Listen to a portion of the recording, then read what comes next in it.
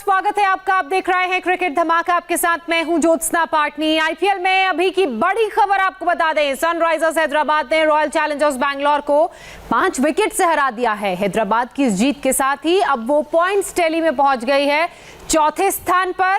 Match में बेंगलोर की team ने पहले बल्लेबाजी करते हुए सिर्फ 120 रन बनाए, जिसके जवाब में सनराइजर्स हैदराबाद ने मैच सिर्फ 14.1 ओवर में ही जीत लिया। इस मैच के हीरो रहे जेसन होल्डर ने सिर्फ 10 गेंदों पर नाबाद 26 रन की पारी खेली और गेंदबाजी में 2 विकेट भी अपने नाम किए, जबकि रिद्धिमान साहा ने 39 रन की पारी खेली। आरसीबी की इस हार के बाद प्लेऑफ की दौड़ उनके लिए अब और मुश्किल हो गई है। यशपाल जी, मैं दोनों ही टीमों से पहले पॉइंट्स टेबल की बात आपसे करना चाहती हूं। हमें लग रहा था कि शायद आज हमें पता चल जाएगा कि 1 या 2 कौन सी वो टीमें हैं जो प्लेऑफ में जगह बनाएंगी, लेकिन लगता है कि अब ये फैसला अंतिम दिन ही होगा, यानी 3 तारीख को। अभी तक एक ही टीम सुरक्षित है, वो है मुंबई इंडियंस। हमने ऑलरेडी चर्चा कर चुके हैं कि देखिए कुछ ऐसी स्थिति आ जाएगी जैसे दबाव में टीमें खेल रही हैं कि नेट रन रेट पे आ जाएगा, एक दूसरे के रहमो करम पर अब टीमें होंगी कि वो खराब खेले तो हम बच जाएं। तो यही होने वाला है, अगर कल भी देखेंगे और फिर सोमवार को भी देखेंगे। हाँ। तो ये नेट रन रेट पे अब चला गया है। अब देखना ये है कि सारी कैलकुलेशंस होगी मैच से पहले कि कितने रन बनाया जाए, कितने में आउट किया जाए। तो ऐसी परिस्थिति किसी ने उम्मीद नहीं की थी। देखिए जिस तरह से दिल्ली कैपिटल्स ने कितना अच्छा पहला दौर किया था, उसके बाद देखिए कैसे वो स्ट्रगल कर रहे हैं। तो ऐसे ही आरसीबी के लिए भी हो रहा है। तो अब ये देखिए कि वो मुश्किल हो गई है कि नीचे की टीमें ज़्यादा जोर लगा रही हैं आगे आने के लिए। बिल्कुल, नीचे की टीमें ज़्यादा जोर लगा रही हैं आने के लिए, और अगर उनका जोर काम करता है वैभव, तो वो ऊपर अपनी जगह बना भी सकती हैं। अब जैसा कि लगातार हम ये बोल रहे हैं कि ये साल अच्छा नहीं है, आईपीएल में भी बहुत कुछ डिफरेंट देखने को मिल रहा है। मुझे नहीं लगता कि इतना इंटरेस्टिंग और इतना लास्ट तक कभी मैच पहुंचा होगा आईपीएल में प्लेऑफ की जो दौड़ है पूरी। देखिए जो साल 2020 है ना, ये अब तक का सबसे अनोखा साल है। तो इस साल जिस तरीके से आईपीएल की शुरुआत हुई ना, वो भी एकदम अलग तरीके से शुरुआत हुई। चेन्नई सुपर किंग्स शुरुआत से हारने लग गई, आरसीबी, दिल्ली कैपिटल्स और मुंबई इंडियंस, ये जो तीनों टीमें ना, इससे पहले तक पिछले सीजन तक ये शुरुआत में हारा करती थी और अंत में जाके थोड़ी सी लय पकड़ती थी, लेकिन शुरुआत में तीनों टीमें जीतने लग गई। तो जब पहला हाफ खत्म हुआ ना, तो हमें ऐसा लगा कि अब आसानी से ये तीनों टीमें ही टॉप में पहुंच जाएंगी। लेकिन जैसे जैसे साल खत्म हो रहा है ना, तो शायद कह सकते हैं कि जो नेगेटिव इफेक्ट्स हैं वो शायद बदल रहे हैं और जो आईपीएल की रियलिटी है अब वो सामने को देखने को मिल रही है। मुंबई इंडियंस हर साल अच्छा खेलती है, तो उन्होंने अपनी रियलिटी को बरकरार रखा है, वो टॉप पर है। और अब उसके बाद धीरे धीरे ना देखने को क्या मिल रहा है, सनराइजर हैदराबाद एक शानदार टीम अब धीरे धीरे ऊपर आ रही है। चेन्नई सुपर किंग्स भले ही प्लेऑफ की दौड़ से बाहर हो चुकी है, लेकिन पिछले दोनों मुकाबले उन्होंने जीते हैं। और दिल्ली कैपिटल्स और रॉयल चैलेंजर्स बैंगलोर हर सीजन में, पिछले सीजन को छोड़ दे दिल्ली ने उसमें अच्छा किया था, उससे पहले तक दिल्ली आरसीबी का परफॉर्मेंस लगभग हमेशा ही खराब रहता था। तो अब वो हमें देखने को मिल रहा है कि दिल्ली कैपिटल्स पहले 9 में से 7 मुकाबले जीत गई थी और ऐसा लग रहा था सिर्फ एक मैच चाहिए प्लेऑफ में जगह बनाने के लिए, और आरसीबी ने 10 में से 7 मुकाबले जीते थे। तो दिल्ली पिछले 4 मुकाबले हार चुकी है और आरसीबी पिछले 3 मुकाबले हार चुकी है। तो अब ये बहुत ही मुश्किल हो गया इन दोनों ही टीमों के लिए, क्योंकि अब अगला जो मैच है ना, वो दिल्ली कैपिटल्स और आरसीबी के बीच में है। इन दोनों में से जो जीतेगा वो पक्का प्लेऑफ में जगह बनाएगा, लेकिन जो हारेगा उसकी मुश्किलें बढ़ जाएंगी। और सनराइजर हैदराबाद अगर आखिरी मुकाबले में मुंबई इंडियंस को सिर्फ हरा देती है ना, तो वो आसानी से प्लेऑफ में जगह बना लेंगे। चलिए, इन समीकरणों पे तो हमने बात कर ली है, अब सबको एक एक मैच खेलने हैं यशपाल जी। लेकिन अगर आज की मैच की बात करें, जेसन होल्डर ने जो प्रदर्शन दिखाया है, चाहे बल्ले से बात करें चाहे बॉल से बात करें, वो बहुत ही शानदार रहा है और इसलिए मैच के जीत के हीरो भी बने हैं वो। और हमेशा हम चर्चा करते हैं कि खास करके T20 में हरफन मौला खिलाड़ी का बहुत बड़ा रोल होता है जी। जैसे उन्होंने गेंदबाजी तो अच्छी की ही, लेकिन अब देखिए मौके पर उनको चाहिए थे रन बनाने, थोड़ा सा मैच थोड़ा टाइट हो गया था, आके उन्होंने कम गेंदों में स्कोर बना दिया। तो यही फ़ायदा होता है, जिस टीम के पास खोने को कुछ नहीं होता है वो ज़्यादा अच्छा कर रही हैं। अगर ये देखें तो सनराइजर्स ने अचानक, ये वही टीम है जो किंग्स 11 के जो 100 पे 4 और 114 पे ऑल आउट हो जाती है, 126 तक नहीं पहुंच पाती है। आज देखिए आरसीबी की इतनी शक्तिशाली टीम को हरा दिया। तो T20 में कोई कमज़ोर नहीं है, कोई शक्तिशाली नहीं है, दिन आपका अच्छा होना चाहिए। आज सनराइजर्स ने पटखनी दी है। बिल्कुल, सनराइजर्स ने पटखनी दी है। वैभव, वहीं अगर हम बैंगलोर की बात करें तो आपको क्या लगता है कि बैंगलोर जो पिच की, हम पहले मैच में भी बात कर रहे थे, पिच ने बैंगलोर का साथ नहीं दिया, या वो लोग रीड सही नहीं कर पाए, या जो टॉस हारे वहीं से उनके साथ बुरा होना शुरू शुरू हो गया। बिल्कुल जोसन, जब विराट कोहली टॉस हारे ना तो उसके बाद उन्होंने कहा कि मैं यहाँ पहले बल्लेबाजी ही करना चाहता, तो यानी जो फैसला था वो आपके पक्ष में गया, भले ही आप टॉस हार गए।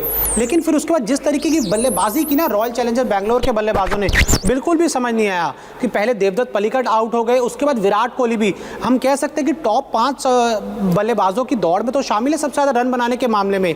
लेकिन इस सीजन में ना वो विराट के बल्ले से इम्पैक्ट इनिंग भी ना, अगर एक वो 90 रन की जो उन्होंने पारी खेली थी उसको छोड़ दें तो एक भी इम्पैक्ट इनिंग विराट कोहली के बल्ले से देखने को नहीं मिली है। अब विराट भी नहीं चल रहे और उसके बाद एबी डिविलियर्स का भी अगर दिन हल्का जाएगा ना तो फिर आरसीबी के पास ऐसे बड़े नाम नहीं है जो आपको मैच जिताएंगे। इंटेंट भी मिसिंग था अगर बैंगलोर की हम बात करें। बहरहाल अब बात आज के पहले मुकाबले की कर लेते हैं जो हुआ मुंबई इंडियंस और दिल्ली कैपिटल्स के बीच, और 9 विकेट से बड़ी जीत दर्ज कर पॉइंट्स टेबल पर टॉप पर अपनी पोजीशन को बरकरार रखा है मुंबई ने। दिल्ली ने पहले बल्लेबाजी करते हुए सिर्फ 110 ही रन बनाए। दिल्ली की तरफ से कप्तान श्रेयस अय्यर ने सबसे ज्यादा 25 रन की पारी खेली, तो वहीं 111 रन के टारगेट को मुंबई इंडियंस ने बहुत ही आसानी से 15 ओवर में अचीव कर लिया। मुंबई की बात करें तो मुंबई की तरफ से ईशान किशन ने नाबाद 72 रन की पारी खेली, तो वहीं दूसरी तरफ आरसीबी इस हार के बाद प्लेऑफ की रेस जो ये है वो और इंटरेस्टिंग हो गई है, क्योंकि हमें उम्मीद थी कि अगर आज दिल्ली जीतती है तो वो प्लेऑफ में पहुंचेगी, आरसीबी जीतती है तो वो प्लेऑफ में पहुंचेगी। दोनों ही मुकाबला हार चुकी हैं। मुंबई ने अपनी यशपाल जी जगह पक्की कर ली है। तो एक आप मुंबई की इस जीत को कैसे देख रहे हैं, और अब जो 14वां मैच मुंबई ने खेलना है उसमें आप क्या एक्सपेक्ट कर रहे हैं? देखिए, हमने तो मैच से पहले चर्चा में कह दिया था कि दिल्ली कैपिटल्स को कि बच के रहना, क्योंकि वो सुरक्षित हो चुकी थी इस मैच से पहले, जीत से पहले। हाँ। तो मुंबई इंडियंस हमेशा प्रोफेशनली खेलती है और जब वो सुरक्षित हो जाती है तो और खतरनाक हो जाती है। तो वही काम हुआ है। देखिए, उनके गेंदबाज देखिए, पूरा अटैक किया उन्होंने, संभल नहीं पाए और पूरे दबाव में दिख रहे थे दिल्ली कैपिटल्स के जो बल्लेबाज थे। बहुत मायूस किया है इस यंगिस्तान ने, जिस तरह की मेहनत की है उतना ही खराब खेल रहे हैं दूसरे दौर में। मतलब मुझे कहते हुए अफसोस हो रहा है, लेकिन वो दिल्ली डेयर डेविल्स की याद आ गई मुझे आज दिल्ली कैपिटल्स को खेलता हुआ देख। चलिए अब बात कर लेते हैं आज के मैच के ड्रीम 11 गेम चेंजर खिलाड़ियों की। सनराइजर्स और रॉयल चैलेंजर्स बैंगलोर के बीच जो मुकाबला हुआ उस मैच के सबसे बड़े गेम चेंजर खिलाड़ी के रूप में उभरे हैं जेसन होल्डर। होल्डर को आज के मैच में मिले हैं 87 फैंटेसी पॉइंट्स। इसके साथ इनके टूर्नामेंट फैंटेसी पॉइंट्स हो गए हैं 252। जेसन होल्डर की बात करें तो सिर्फ 10 गेंदों पर नाबाद 26 रन की पारी उन्होंने खेली और 2 विकेट भी लिए। मुंबई की तरफ से सबसे बड़े गेम चेंजर खिलाड़ी साबित हुए हैं ईशान किशन। ईशान किशन को आज के मैच में मिले हैं 98 फैंटेसी पॉइंट्स। इसके साथ ही इनके टूर्नामेंट फैंटेसी पॉइंट्स हो गए हैं 545। आपको बता दें कि किशन ने 47 गेंदों पर नाबाद 72 रन की पारी खेली। मुंबई की तरफ से एक और खिलाड़ी आज के गेम चेंजर खिलाड़ी साबित हुए हैं और वो है जसप्रीत बुमराह। बुमराह को आज के मैच में मिले हैं 95 फैंटेसी पॉइंट्स। इसके साथ ही बुमराह के टूर्नामेंट फैंटेसी पॉइंट्स हो गए हैं 666। बुमराह ने अपने कोटे में 4 ओवर में 17 रन देकर 3 विकेट नाम किए। उन्होंने आज 15 डॉट बॉलें भी फेंकी। वैभव, बुमराह की मैं बात कर लूं, बुमराह लगातार अपनी परफॉर्मेंस जो कंसिस्टेंसी है वो तो बरकरार ही है और डॉट बॉल्स की जो संख्या है वो भी बढ़ाते जा रहे हैं। बिल्कुल जोसन, यही तो जसप्रीत बुमराह की खासियत है ना कि एक बार उनको सही टप्पा मिल जाता है। शुरुआत में हमने लगातार ये बात की थी कि शायद शुरुआत में थोड़ा रस्टीनेस था, लेकिन उसके बाद पिछले 5-6 मैचेस में हमने देखा कि जसप्रीत बुमराह ने अपना जो परफॉर्मेंस है ना उसको बहुत ऊपर लेकर गए। और जब जसप्रीत बुमराह लय में होते हैं ना, फिर चाहे सामने कोई भी बड़े से बड़ा बल्लेबाज क्यों ना, हमने पिछले मैच में भी देखा था कि कितनी आसानी से उन्हें विराट कोहली तक को आउट कर दिया था। बहुत ही मतलब उनको मुश्किल नहीं हुई थी। जब जसप्रीत बुमराह का दिन होता है और जिस सीजन में जसप्रीत बुमराह अच्छी गेंदबाजी करते हैं ना, तो उस सीजन में मुंबई इंडियंस की बल्ले बल्ले होती है। और आज वो हमें देखने को मिला कि जिस शानदार तरीके से जसप्रीत बुमराह ने ट्रेंट बोल्ट के साथ मिलकर पूरी तरीके से दिल्ली कैपिटल्स का जो टॉप ऑर्डर था ना उसको पूरा बैकफुट पे ढकेल दिया। और जब आपके शुरुआत में टॉप ऑर्डर के बल्लेबाज रन नहीं बनाएंगे ना, तो फिर लोअर ऑर्डर और मिडिल ऑर्डर के लिए कुछ करना बहुत मुश्किल होता है, जो हमने दिल्ली के खिलाफ, दिल्ली के लिए भी देखा और बाद में फिर हमने बैंगलोर के लिए भी देखा। और यही कारण है कि जो खेलने आई थी टीम यानी कि दिल्ली, वो बिल्कुल टिक नहीं पाई मुंबई इंडियंस के बॉलर्स के सामने, और मुंबई इंडियंस के बल्लेबाजों को उस लक्ष्य को हासिल करना मुश्किल भी नहीं लगा। 15 ओवर में उस लक्ष्य को हासिल कर लिया।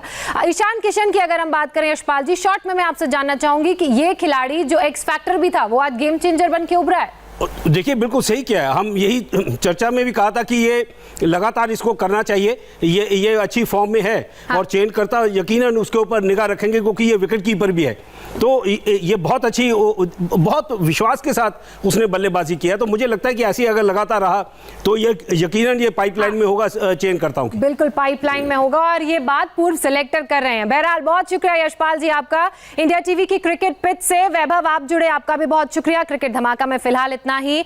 बता दें आपको कि कल हम दोपहर 3 बजे फिर हाजिर होंगे, आपसे मुलाकात करेंगे, क्योंकि कल मुकाबला है चेन्नई और पंजाब के बीच। तो शाम को टक्कर देखने को मिलेगी कोलकाता और राजस्थान के बीच। तो स्पेशल प्रीव्यू के साथ हम हाजिर होंगे। फिलहाल एक छोटे से ब्रेक के लिए रुक रहे हैं। ब्रेक के बाद देखिए फ्रांस से एक बड़ी खबर डिटेल में बताएंगे मेरे सहयोगी पंकज भार्गव।